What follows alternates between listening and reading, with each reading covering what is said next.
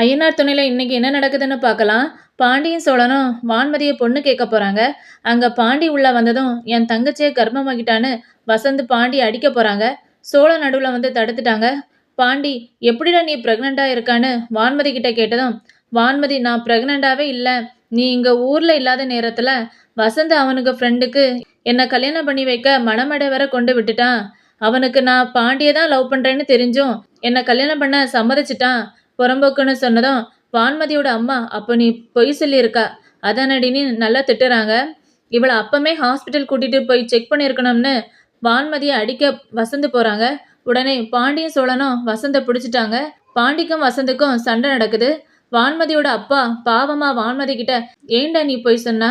உனக்காக நான் என்னதெல்லாம் பண்ணியிருக்கேன், என்கிட்டயாவது நீ உண்மையை சொல்லியிருக்கலாம்லான்னு ஃபீல் பண்ணி வான்மதி கிட்ட சொல்லுறாங்க.